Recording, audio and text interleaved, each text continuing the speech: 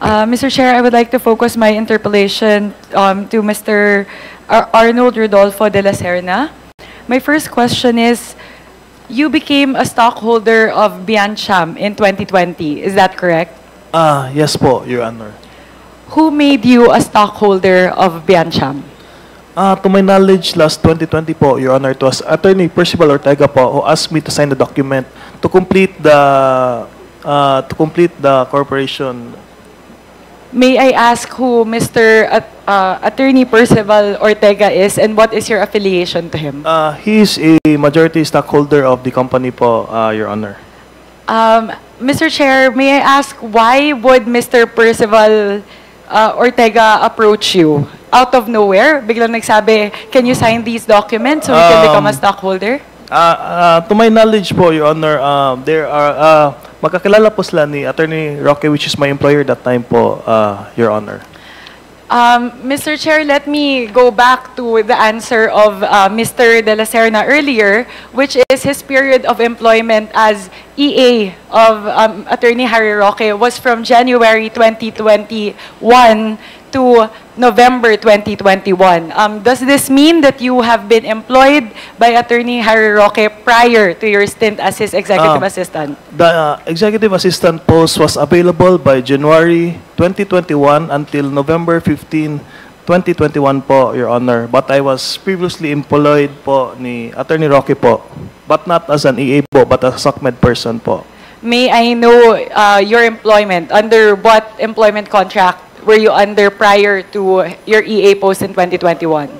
We don't have any contract po, Your Honor. If not, Kasi, can I explain po? Sorry po, Your Honor. I explain ko lang po what did happen. Kasi, that time po kasi, Your Honor, nagantay po ako ng post in the office of the presidential spokesperson. But it was not given until January of 2021 po, Your Honor. So what was the position prior to 2021? Consultant, personally employed? I handled the social media of Attorney Roque po, Your Honor. So the social media, I thought a while ago you said that was under your position as EA3. So were you already performing the function prior to being employed? I started as the SOCMED of Attorney Roque in 2020 po, Your Honor. Then I was given a post by January of 2021 as an executive assistant po at the office of the presidential spokesperson po, Your Honor. Mr. Chair, I would like to ask Mr. De La Serna, when did you meet Attorney Harry Roque? What month and what year?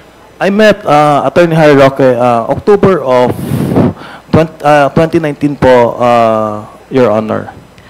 Mr. Chair, I will second the question of Attorney Jinky. What makes you special? Kasi I wonder, Attorney Harry Roque met you in October 2019, and he knows Mr. Percival Ortega, and Mr. Percival Ortega approached you to become a stakeholder of Biancham in 2020. Ang stakeholder ni Mr. Percival Ortega, is it because of your affiliation to Mr. Harry Roque? Maybe that is because po, I really don't know the answer po. Bakit ako yung napili po, Madam Chair?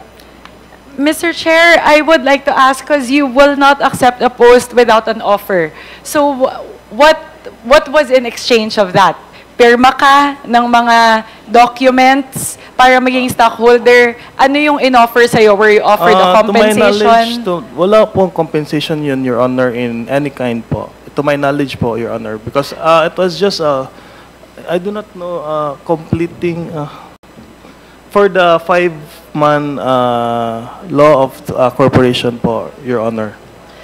Mr. Chair, if I hear that correctly, you agreed to becoming a stockholder by name without any compensation, without any responsibilities, without any official responsibilities, Mr. Chair? Walang buy-in, no nothing?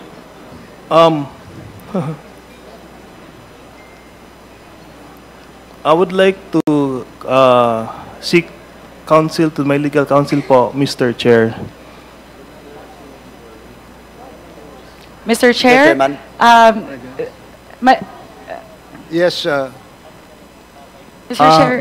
Hello po, Mr. Chair. I would like to seek legal advice from my legal counsel po, Mr. Chair.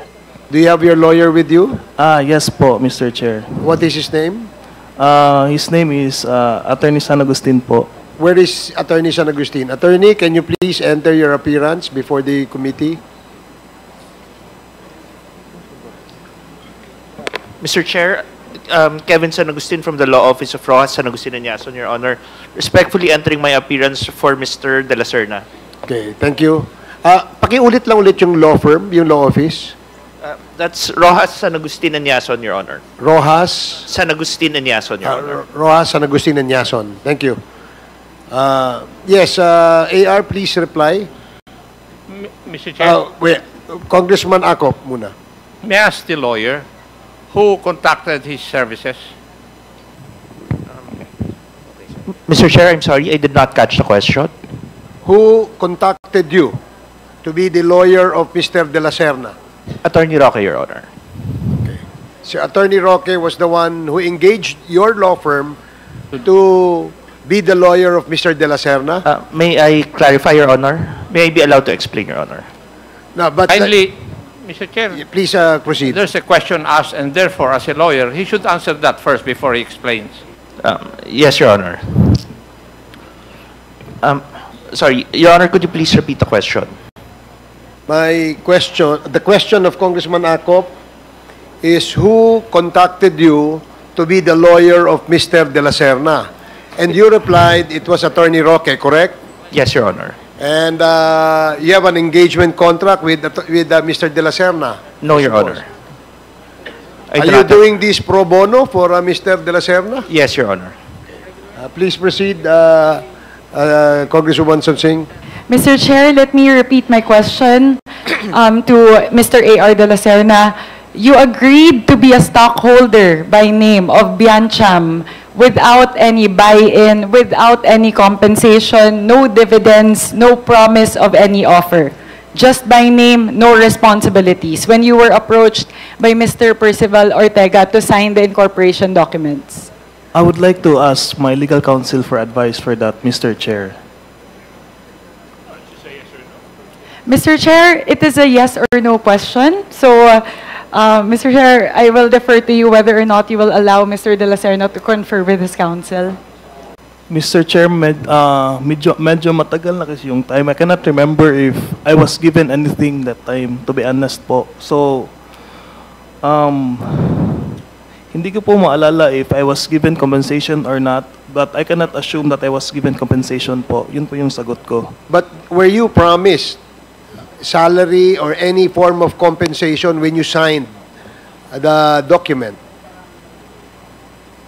Mr. Chair, I am not sure po if I was given, because that was in 2020 po.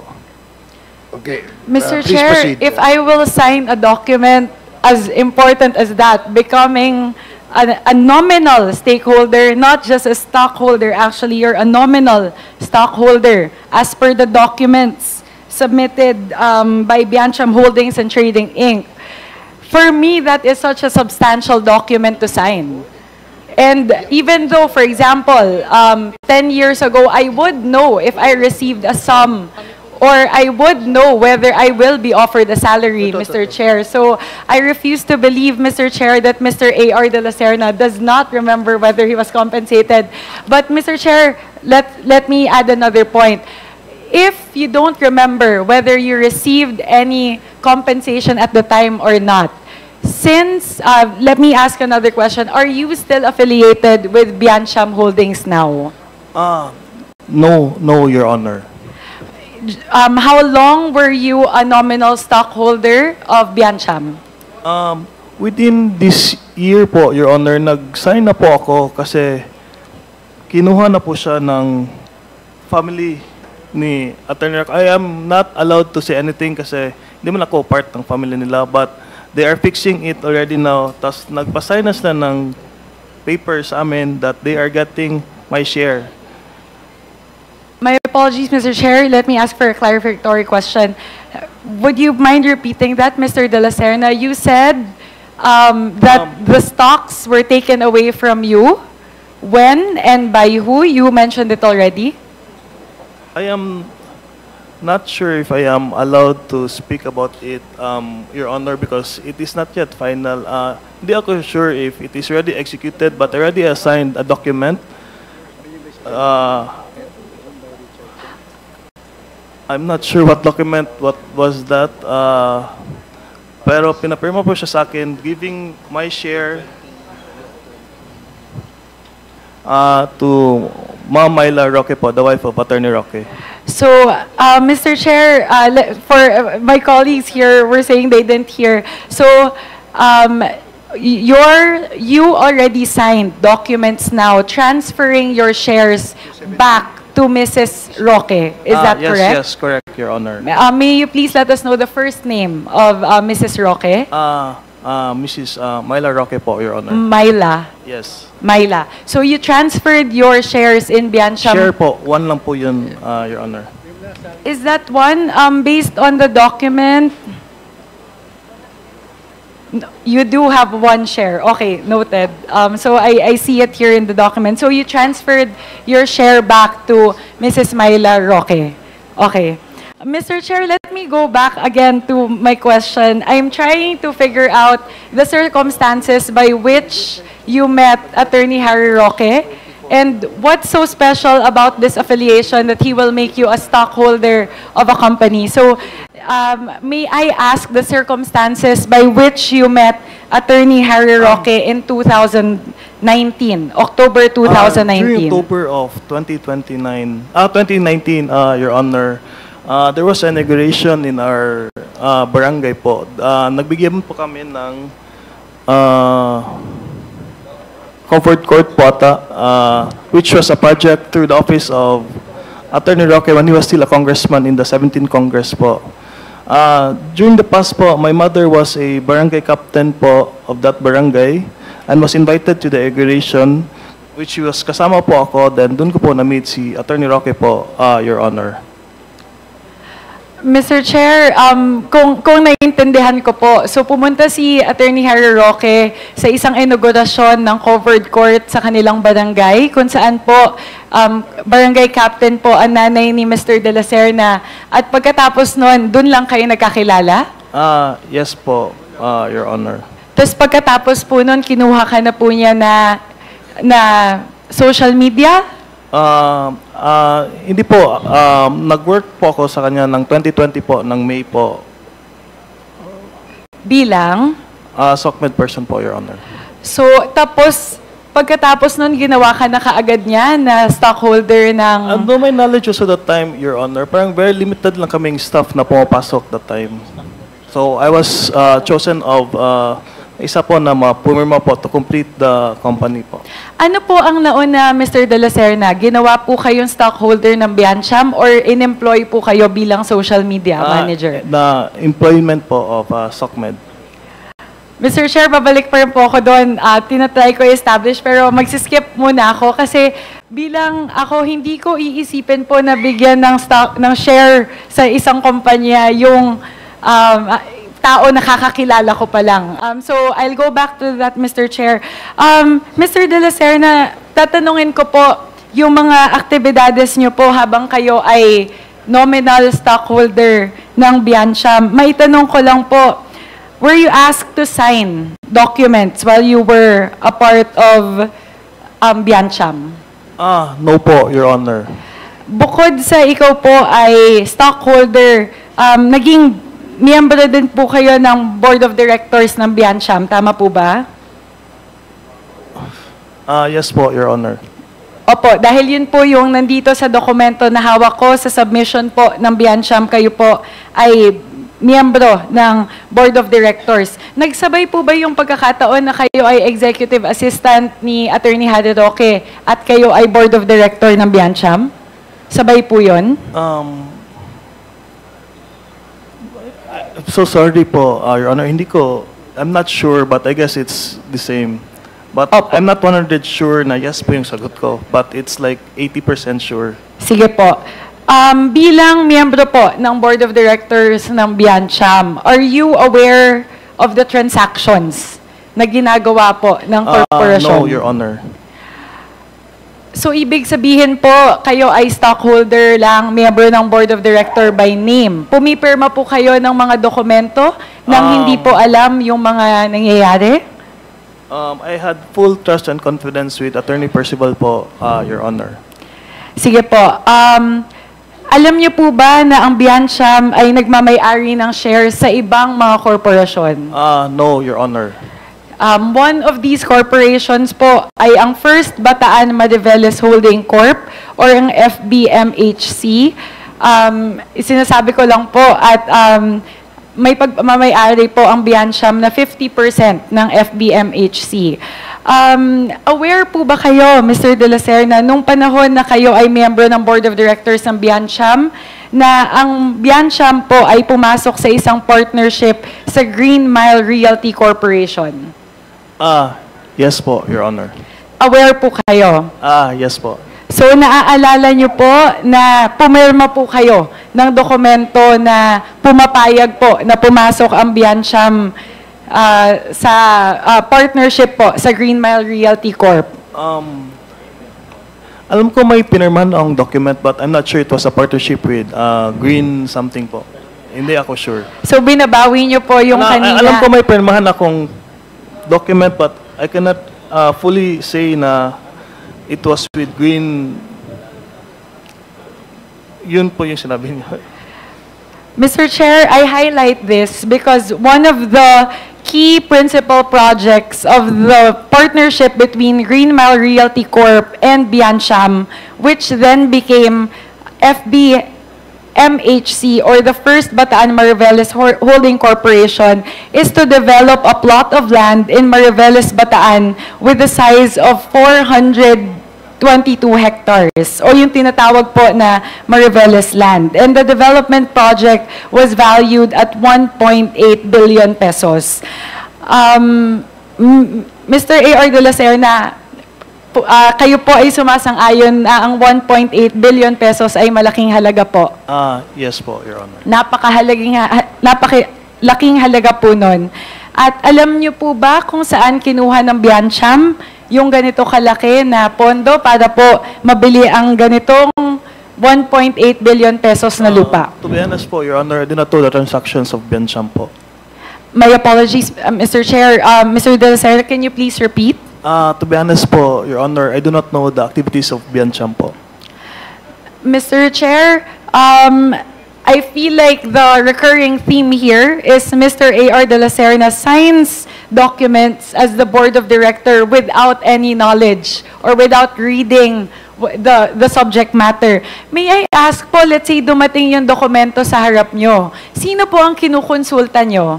Na pwede ko ba itong pirmahan, hindi ko ito pwedeng Attorney Bal pirmahan? Ortega po, I have full trust and confidence to Attorney Percival Ortega po, Your Honor. Sino ulit si Attorney Percival Ortega at bakit, bukod sa ipinakilala siya sa iyo ni Attorney Harry Roque, bakit napakalaki ng pagtitiwala mo sa kay Mr. Percival Ortega? Okay naman po kausap si Attorney Bal po, Your Honor.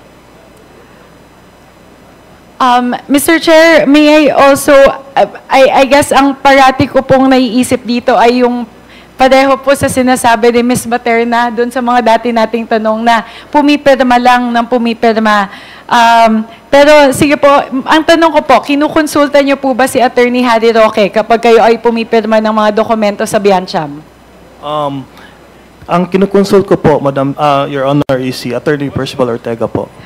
Kahit employer mo, si Attorney Harry Roque, at ibinalik mo yung shares na galing na nasa sayo, papunta sa kanyang asawa, hindi yes. ba nag-ibig sabihin noon na share nila yon bago ilipat sa'yo, kaya kailangan mo siyang konsultahin sa mga desisyon patungkol sa Biancham? Sorry po, hindi ko na-gets yun. Kasi po, ulitin ko po, di ba, may one share ka Yes. sa Biancham. Alam mo ba kanino galing yung share na yon? No, Your Honor. Bakit kanina, nung tinatanong ka namin, ang sagot mo, binalik ko po yung share kay Mrs. Myla Roque. Hindi ba ibig sabihin nun, alam mo, na galing din kay Mrs. Roque yung share na nabigay sa'yo? What I mean sa binabalik ko, Your Honor, is alam ko na completing shareholder lang po talaga ako doon. I do not own anything doon. I have not invested on it. So, binabalik ko lang po kung sino yung sabihin ni Attorney Percival Ortega po, Your Honor. Matanong ko lang po, nung panahon po na nasa Biancham kayo, active pa po ba si Attorney Harry Roque doon sa mga aktibidades ng Biancham?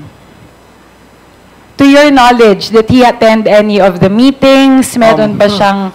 Maski ako po, Your Honor, wala po akong inatinan na meeting po ng Biancham. So, hindi ko po alam kay Attorney Roque if nag-attend po siya. So, Mr. Chair, I believe we have established here that Mr. A.R. De La Serna is a stockholder of Biancham by name, entered into agreements without any knowledge of these agreements. So, by name lang po talaga ay nandun siya. At huling tanong po, Mr. Chair, if I may, do you have any relationship with any other corporation registered with the SEC, either as a stockholder or as a member of the board of directors, bukod po sa Biancham? Ang alam ko, I guess, hindi ako sure po, Your Honor. I guess for the... Pwede ko i-check yung emails ko po. Mr. Chair, Alam ko, meron pong isa pa. I'm not sure if ano po yun. Nag-sign lang din po ako noon, Your Honor. Mr. Chair, this is a very important question. Wala nang ibang kumpanya na ikaw ay pumirma ng incorporation documents? There's one more, to my knowledge po, Your Honor. What is the name of the other corporation? Hindi ako sure, Your Honor. Pero I know in myself na mayroon pa akong isang pinirmahan po. This is critical, Mr. De La Serna. We need to know what other corporation you're a part of. And sino ulit yung nagpapirma sa'yo ng incorporation or... Same po, Attorney Percival Ortega pa rin po, Your Honor. Ano ang relasyon ni Mr. Percival Ortega kay Attorney Harry Roque? There are law classmates po, Your Honor. Law classmates. At nung pinakilala ka, gawin mong stockholder, sinabi na si AR na lang yung kunin mo na... Yes, Your Honor. To complete the requirement of the corporate law po, Your Honor. Is that the same case with this other corporation? Yes po, Your Honor. May you please let us know the name of that corporation? Hindi ako sure. Sorry po. I do not know po, Your Honor. To be honest, hindi ko po alam. Pero alam ko, aside from Biancham, may isa pa akong C9 po na document. Anong industry, anong sector ng other corporation na yon? To be honest po, Your Honor, hindi ako sure if anong company po yun. In what industry. Mr. Chair, can you, I don't know this is very important, but I hope that Mr. De La Serna can furnish us, Mr. Chair, with the name of that other corporation. Because, Mr. Chair, my concern is if he's signing documents for Biancham Corporation without knowing the nature of these documents, he most likely is also, pumipirma ka din ba ng mga papel para doon sa isang korporasyon na yon? Parang once lang yun, Your Honor. Mr. Chair, sorry, babalik lang ako sa tanong ni Kong Jinky kanina. Ngayon na hindi ka na-employed under the office of the presidential spokesperson as an EA, what is your relationship with Attorney Harry Roque now? Previous employer po, si Attorney Roque po. I maintain a professional relationship with my previous employers po, Your Honor. Bakit po kayo in-endorse ni Attorney Harry Roque kay Ms. Cassie Ong na magstay po sa Lucky 99 compound? I was not endorsed by Attorney Roque po. Na-introduce niya po ako. Ako po yung kumausap kay Ma'am Cassandra Leong if pwede ako magstay sa lodging houses po nila in Porac. Pero paano mo nakilala si Ms. Cassie Ong? Through the introduction of Attorney Roque po, Your Honor.